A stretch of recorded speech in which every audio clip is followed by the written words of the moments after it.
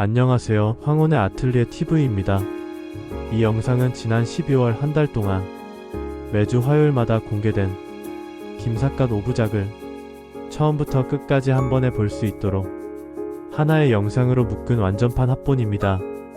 1부의 방랑 시작부터 삿갓 아래 숨겨진 마음, 사람들과의 인연, 그리고 마지막 여정까지 여러분께서 편하게 몰아서 보실 수 있도록 흐름을 그대로 이어붙였습니다. 그럼 지금부터 김삿갓의 삶을 처음부터 끝까지 차분히 함께 걸어가 보겠습니다. 1부의 방랑 시작부터 삿갓 아래 숨겨진 마음, 사람들과의 인연, 그리고 마지막 여정까지 여러분께서 편하게 몰아서 보실 수 있도록 흐름을 그대로 이어붙였습니다. 그럼 지금부터 김삿갓의 삶을 처음부터 끝까지 차분히 함께 걸어가 보겠습니다. 12월의 첫 화요일입니다. 올해의 마지막 달 황혼의 아틀리에 TV는 한 사람의 인생을 따라 조용히 그리고 깊게 걸어보려 합니다.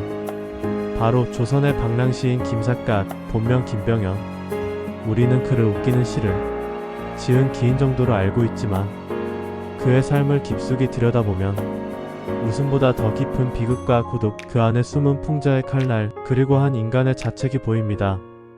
지금 우리가 김삿갓을 다시 말해야 하는 이유는 간단합니다.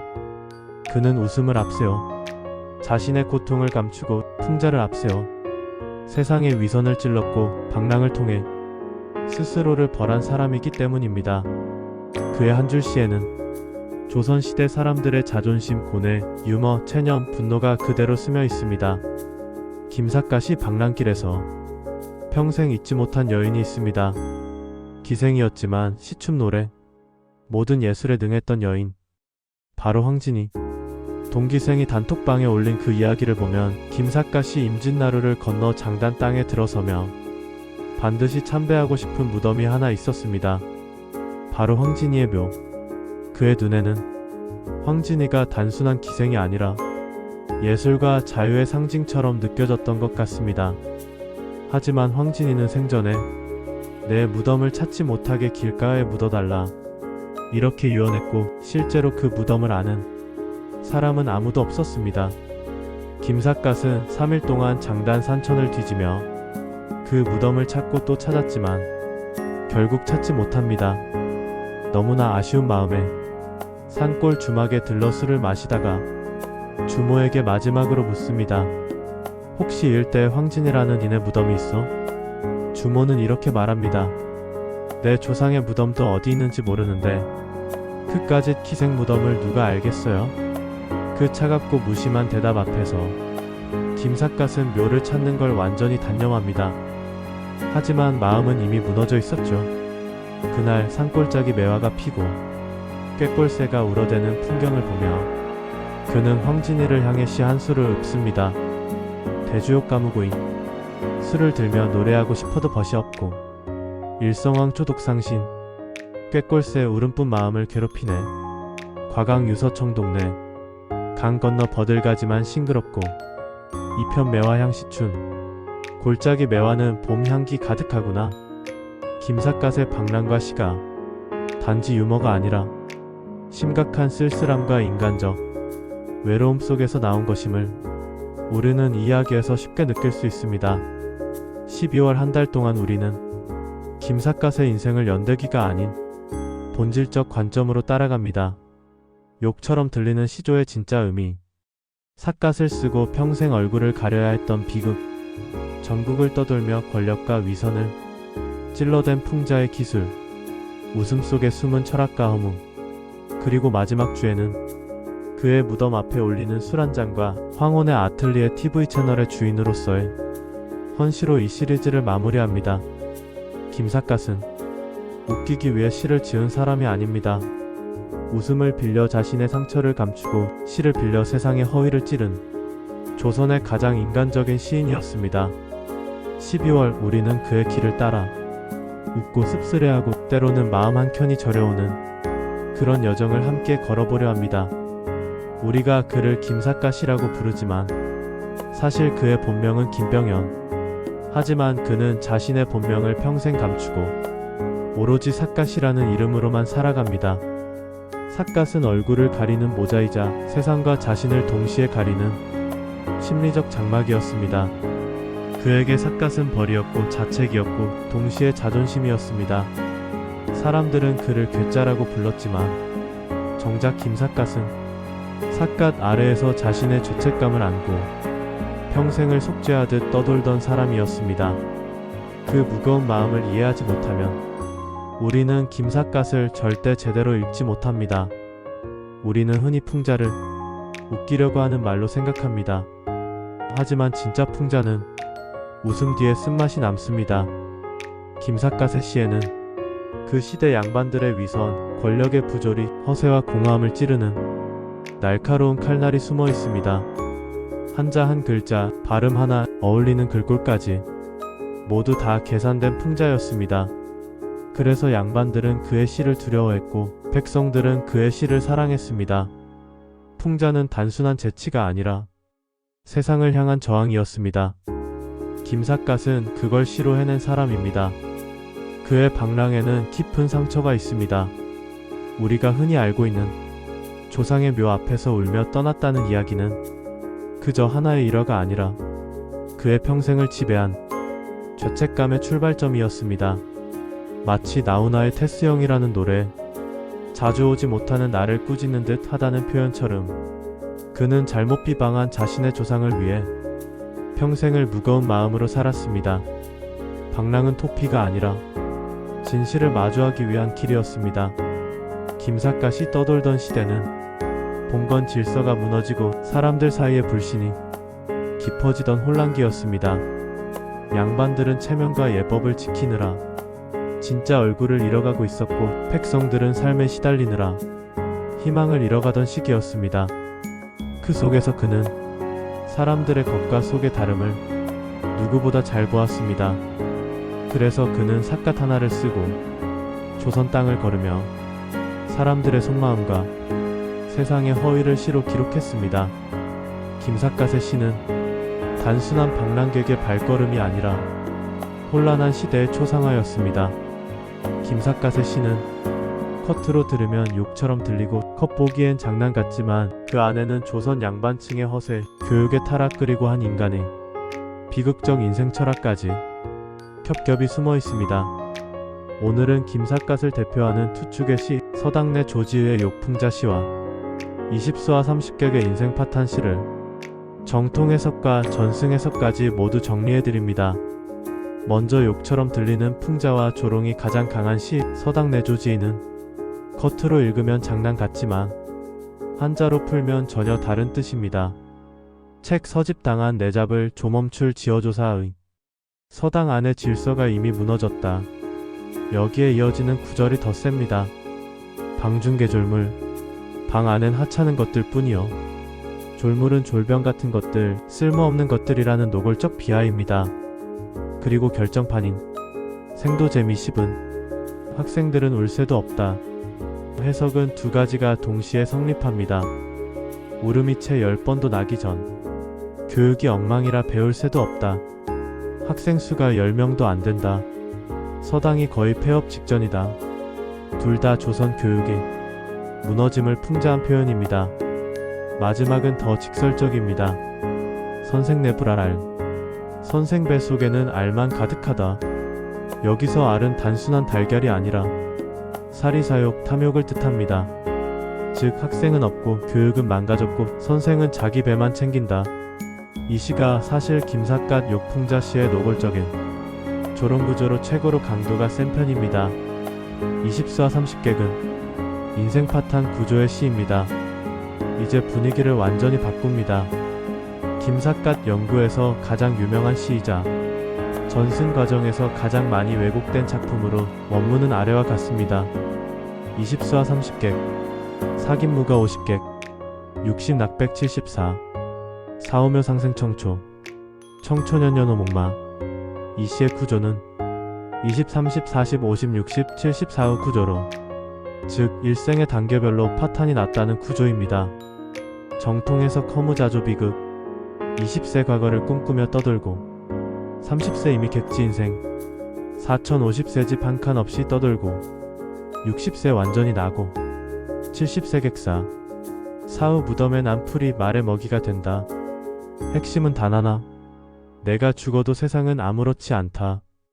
욕도 없고 농담도 없는 김삿갓 인생 철학의 정수입니다. 민중판 해석 1970년대와 80년대 변형판으로. 여기서 생긴 문제가 바로 민중판 해석입니다. 서러운 객, 망할 놈의 집, 신밥. 하지만 이 표현들은 원문에 없고 한 글자도 문헌에 남아있지 않습니다. 이 해석은 20, 30, 40, 쉰의 한국어 고유 숫자의 발음을 연결해 만든 민요형 2차 의역입니다. 문제는 60과 70, 61에서는 이 말장난이 전혀 안 먹혀 민중판은 그 지점에서 붕괴합니다. 학계는 이 해석을 시대적 감정이 만들어낸 2차 창작으로 분류합니다. 왜 정통 해석이 맞는가 하면 원문 어디에도 서럽다, 망할, 쉰밥이 등장하지 않습니다. 원문과 달리 50객을 50식 쉰밥으로 바꾼 것은 명백한 오독입니다. 시 전체 구조가 인생 파탄의 연속이기 때문에 계급 풍자나 민중판 해석과 논리적으로 맞지 않습니다. 따라서 정통 해석은 문헌 논리적으로 확실하며 민중판 해석은 시대적 의역으로 정리됩니다. 정통 해석은 김삿갓 자신이 남긴 삶의 철학을 보여줍니다. 반면 민중판 해석은 1960년대와 80년대의 서민들이 느끼던 울분과 분노를 한글 말장난 속에 담아낸 변형입니다. 그래서 김삿갓 시는 한 작품이 서로 다른 두 생태계를 가진 매우 독특한 문화 현상이 된 것입니다. 김삿갓의 시는 겉으로는 장난 같고 욕처럼 들리지만 그 안에는 사회 풍자와 인간의 비극이 공존합니다. 오늘은 평소에 황혼의 아틀리에 TV답지 않게 너무 학술적이었나요? 삿갓을 깊게 눌러쓴 한 산에 풍자와 자유, 허무와 따뜻함을 동시에 품은 시인. 우리는 그를 김삿갓 그리고 그의 본명 김병연이라고 부릅니다. 조부의 그림자 아래 태어난 방랑자입니다. 많은 전설이 엉켜있지만 그의 방랑을 만든 진짜 이유는 단 하나. 조부의 배신으로 인한 가문의 몰락. 오늘은 그 진짜 그림자를 들여다봅니다. 1807년 경기도 양주 안동 김씨 명문가에서 한 아이가 태어납니다. 그의 이름 김병연. 어린 시절 병연은 총명했고 서당에서는 한시 천재로 통했습니다. 그가 지은 봄시인 아래시 한 자락만으로도 춘풍치르농만성 봄바람이 버드를 스치니 온 고을이 푸르름으로 가득하구나. 마을 어른들이 놀라움을 감추지 못했습니다. 그러나 5살이 되던 해 모든 것이 산산이 부서졌습니다. 1811년 홍경래 난 조부 김익수는 평안도 선천부사로서 반란군에게 붙잡혀 결국 투항하고 맙니다. 조선에서 투항은 반역보다 더 무거운 죄였습니다. 조부는 능지처참, 가문은 패족, 집안 재산은 몰수되었고 병연의 가족은 야밤에 달아나듯 피신했습니다. 그때부터 사람들은 병연을 이렇게 불렀습니다. 죄인의 손자. 이 낙인은 어린 병연의 가슴 깊숙이 각인되었습니다. 22세 무렵 병연은 가문의 몰락과 조부의 투항 사실을 모두 듣게 됩니다. 세상이 무너지는 듯 했습니다. 병연은 방 안에서 밤새 불을 켜두고 조부의 행적을 되짚으며 분노와 수치, 슬픔을 반복했습니다. 그는 글로 마음을 풀기 시작했습니다. 그때 쓰인 시가 바로 전승되는 이것입니다. 논전가산 충절사 탄기믹순제통 우천 정가산의 충절을 기리며 김익순의 죄가 하늘의 사무침을 탄식하노라. 이 시는 조부의 배신을 정면으로 고발하며 죄를 짊어진 젊은 시인의 절규였습니다. 그리고 병연은 결심합니다. 가문이 멸문한 사실, 조부의 배신, 자신에게 씌워진 낙인을 감당할 수 없었던 그는 삿갓 하나를 깊게 눌렀습니다. 스스로 부끄러웠기 때문에 그날부터 김병연은 삿갓 쓴 사람 김삿갓이 됩니다. 그날 이후 병연은 집을 떠납니다. 그리고는 허무와 자유가 공존한 시인의 길을 걷습니다. 양주, 평창, 영월, 순창, 강진. 그는 끝없이 걷고 또 걸었습니다. 40년 동안 먹고 사는 일은 편지 써주기, 충문 써주기, 그리고 그날 술값 대신 지어주는 시였습니다. 양반에게는 날카로운 풍자, 백성에게는 따뜻한 위로. 이러한 그의 삶을 가장 잘 보여주는 시는 다음과 같은 전승시입니다. 20수와 30객, 40무가 50무업, 20살엔 강물 받아 마시고 30엔 객이 되고 40엔 집 없이 떠돌고 50에는 일조차 없구나. 허무하지만 자유롭고 쓸쓸하지만 아름답다. 그게 바로 김병연의 삶이었습니다. 삿갓으로 얼굴을 가린 그는 자신만의 방식으로 세상과 타협하지 않는 길을 걸었습니다. 조부의 그림자는 병연에게 도망이면서 속죄였고 버리면서 자유였습니다. 삿갓 아래의 얼굴 하나가 술과 시로 다시 태어나 조선의 방랑 시인이자 삿갓은 자유인이 되었습니다. 아래와 같은 김삿갓의 노래가 그의 삶을 잘 대변해주고 있죠. 죽장에 삿갓 쓰고 방랑 삼천리, 흰 구름 흘러가는 저 산 넘어가네. 김삿갓 삿갓 쓰고 다니네. 비가 와도 눈이 와도 삿갓 쓰고 다니네. 산은 높고 물은 깊다. 내 마음은 더 깊구나. 세상 사람 다 떠나도 나는 혼자 남으리라. 한 많은 김삿갓 죽장 짚고 다니네. 세상 다 버리고 산천을 헤매네. 김삿갓 삿갓 쓰고 다니네. 비가 와도 눈이 와도 삿갓 쓰고 다니네. 떠돌이의 밥벌이, 글과 술 삿갓을 쓴 뒤 그는 한 곳에 오래 머물지 않았습니다. 산골 마을에서 며칠, 강가 주막에서 또 며칠. 밥벌이는 단순했습니다. 글을 모르는 사람에게는 편지도 써주고 제사 때 쓰는 충문도 대신 써주고 집안 대문에 붙일 문구까지 지어주었습니다. 글자 몇 줄에 쌀 몇 대, 술 한 동이 하룻밤 묵을 자리. 그게 떠돌이 시인의 밥값이었습니다. 주막에서는 좀 달랐습니다. 술이 한 잔 돌면 누군가가 꼭 이렇게 말했습니다. 어르신 시 한 수 읊어주시지요. 그러면 삿갓은 그 술집 주인부터 구석에 앉아있는 머슴, 우연히 들른 장사치까지 한 사람을 후어보며 즉석에서 시를 지었습니다. 20수와 30객, 40무가 50무업. 이 시 한 줄에 웃음을 터뜨렸고 또 한 줄의 시에 영혼을 콕 찌르듯 아프게 했습니다. 그렇게 그는 글과 술로 먹고 사는 사람이 되었습니다. 김삿갓의 시는 모든 사람에게 똑같지 않았습니다. 양반에게는 칼처럼, 백성에게는 약처럼 다가갔습니다. 마을에 양반이 하나 있으면 사람들은 슬쩍 귀띔을 했습니다. 저 집 도련님이 글은 좀 한다고 떠들지만 하는 짓은 영 못마땅합니다. 그런 이야기를 들으면 김삿갓은 그대로 넘기지 않았습니다. 잔칫집에 불려가면 보통은 집안을 축하하는 시를 지어야 했지만 그는 슬쩍 비틀었습니다. 겉으로는 그럴듯한 칭찬, 그러나 한자 하나, 구절 하나에 뼈를 숨겨두었습니다. 군불견 황금만창, 불석 노복희한. 그대 보지 못했나. 창고에는 금이 가득한데도 종가 머슴은 춥고도 배고프구나. 양반집에서는 역시 시가 좋다고 감탄했지만 밖에서 듣던 머슴들은 속으로 피식 웃었습니다. 저 양반 사실은 욕 먹었네. 반대로 가난한 농부, 병든 아내를 돌보는 남편, 장사를 하다 빈손으로 돌아온 상인에게는 세상 탓, 운명 탓, 자기 탓을 뒤섞어 그들의 마음을 대신 울어주는 시를 지어주었습니다. 장도말리 독자행, 풍진만면 루만금, 만리키를 홀로 가니 바람먼지. 얼굴에 가득하고 눈물은 옷깃에 가득하네. 백성들은 말했습니다. 저희는 욕을 해도 통쾌하고 위로를 해도 사람 속을 정확히 아는구먼. 양반에게는 두려운 이름, 백성에게는 기다려지는 얼굴. 김삿갓은 그렇게 이중적인 얼굴을 가진 시인으로 살아갔습니다. 언어유의 삶을 버무린 장난. 기뢰 시들도 그의 언어유의가 한껏 살아있는 작품들이 많았습니다. 인생 70고래, 아금 70상무처. 인생 70은 예로부터 드물다 하더니 나 지금 70인데 아직 아내도 없네. 한글 발음으로 들으면 민망한 욕 같고 한자로 풀어보면 조선의 교육, 권력, 세상이 허물을 날카롭게 찌르는 구조. 길에서 만난 사람들은 그의 시를 처음 들으며 웃었고 집에 돌아가서는 그 뜻을 떠올리며 한 번 더 생각에 잠겼습니다. 아, 저게 그냥 장난이 아니었구나.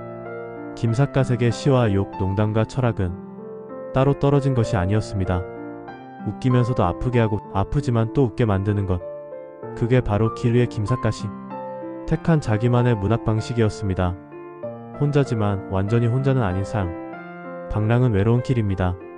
기댈 집도 없고 지켜야 할 재산도 없고 돌아가야 할 자리도 없는 사람. 밤이 깊어지고 술기운이 빠지면 김삿갓도 사람입니다. 별이 총총한 산골 여인숙에서 이불 한 채 덮고 누워 그는 아마도 이렇게 자조적으로 생각했을 것입니다. 천혜의각 톡배회 무몬지아 루만세 하늘 끝 바다 끝 홀로 헤매니 아무도 모르는 눈물만 가득하네. 이게 죄에 대한 벌인지 아니면 나에게 주어진 다른 길인지. 그렇지만 이상하게도 그 외로움이 그의 시를 더 깊게 만들었습니다. 일잔잔등 조고영 인간호 송열탕 한 잔 남은 등불이 홀로 비추는데 이웃 할멈이 따뜻한 물을 보내주네. 어느 마을에서는 가난한 아이가 그를 졸졸 따라다녔을지도 모릅니다. 아저씨 또 시 좀 들려주세요. 어느 주막에서는 늙은 주모가 술 대신 따뜻한 밥 한 그릇을 더 내주었을지도 모릅니다. 이름도 남지 않은 그런 사람들. 그러나 그 만남들이 김삿갓의 시 속에 풍자와 웃음 그리고 따뜻함으로 조금씩 남았습니다. 김삿갓의 방랑은 도망이면서 속죄였고 버리면서 자유였습니다. 술과 시, 욕과 웃음 그리고 길 위에서 만난 이름 없는 사람들. 김삿갓의 마지막 시 한 구절입니다. 표복만리 무정종 떠도는 푸린만리 정처 없이. 그 모든 것들이 모여 오늘 우리가 기억하는 삿갓은 방랑 시인 김삿갓을 만들었습니다. 삿갓을 쓰고 평생 떠돌았던 남자 김삿갓.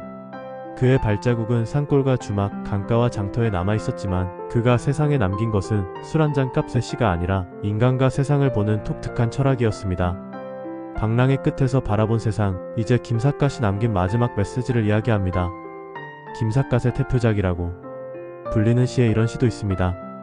이래리 저래리 풍칠에 대노흐 산중산 수중수 운중은 흐 주일장 개고치시오 천고만고 일세상흐 이대로 저대로 바람 부는 대로 산속 산, 물속 물, 구름 속 구름. 술 한잔 마시고 취하면 천고만고 한 세상이라는 시죠. 삶을 있는 그대로 받아들이는 체념과 허무가 담겨있는 말처럼 들리지만 사실 이 한 줄 안에는 오랜 방랑 끝에 토달한 깊은 평온이 있습니다. 바람은 우리가 바꿀 수 없는 것. 그는 그 바람을 원망하는 대신 조용히 받아들이는 법을 배웠습니다. 김삿갓의 삶에는 수많은 얼굴이 스쳤습니다.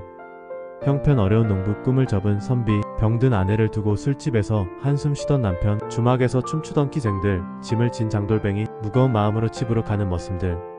삿갓은 이런 사람들을 보며 그들에게 꼭 맞는 시를 지었습니다. 혹은 이렇게 위로도 하고 세상은 원래 내 탓도 아니다. 혹은 이렇게 깨우치게도 해주고 짐이 무겁다고 길이 사라지는 건 아니다.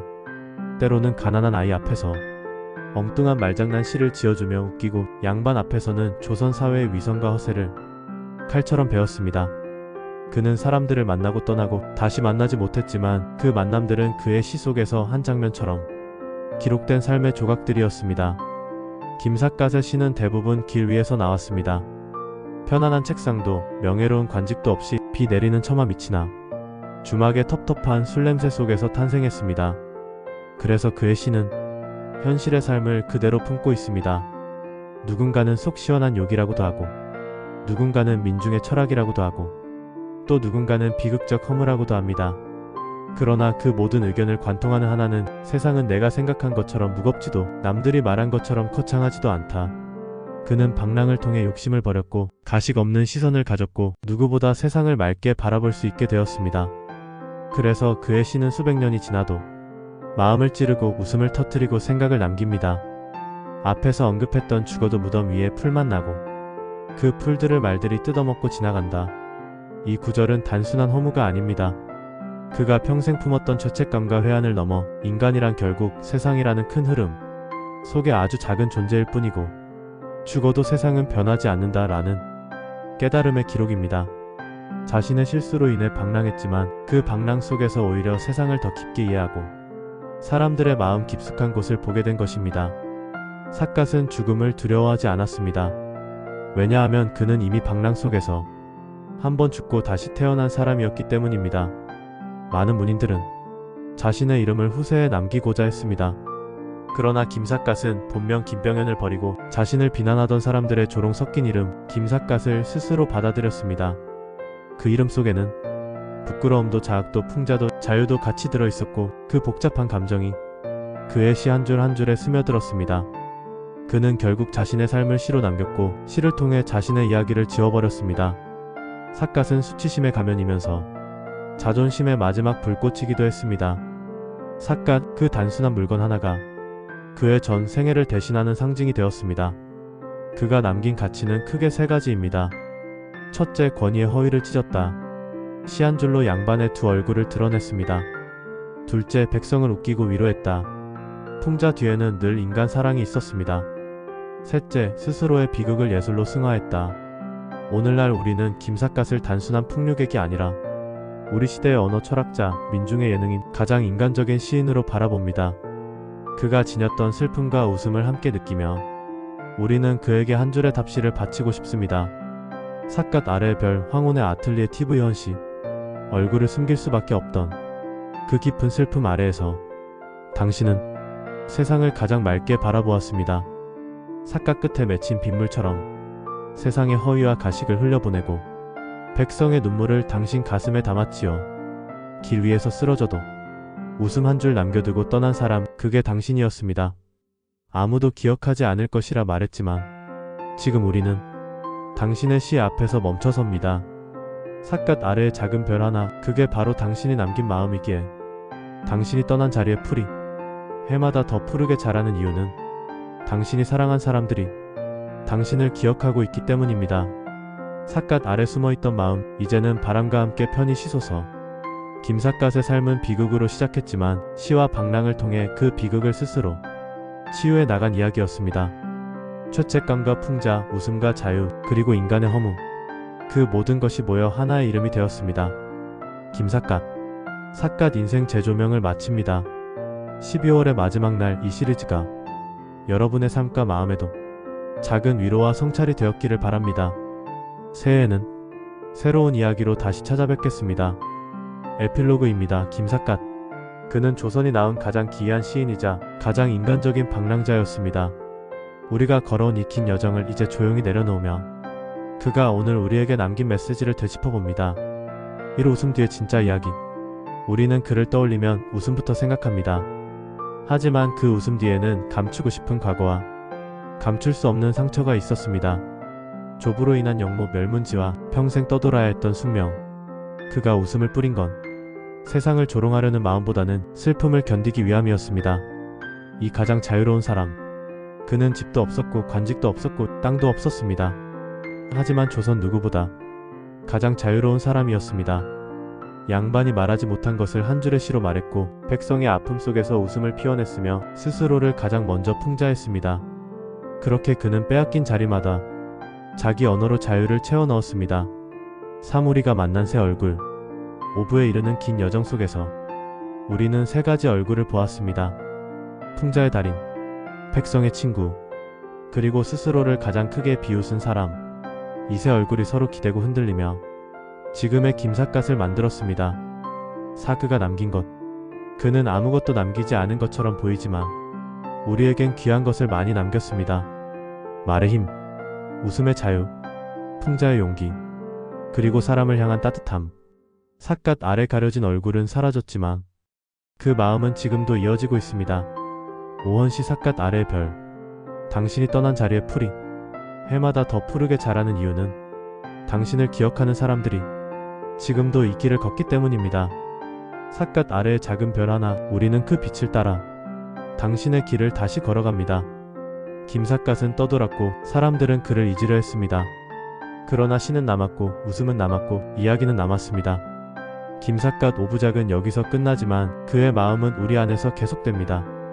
삿갓 하나를 쓰고 세상과 맞서고 사람들 속으로 걸어가고 때로는 혼자 울고 때로는 함께 웃으며 평생을 시로 살다 간 사람. 김삿갓의 일대기는 웃음 속의 눈물이며 눈물 속의 용기였고 결국 사람에 대한 애정이었습니다.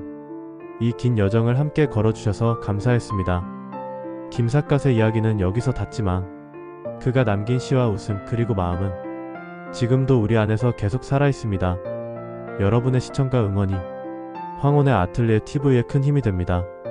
다음 이야기에서 다시 찾아뵙겠습니다. 감사합니다.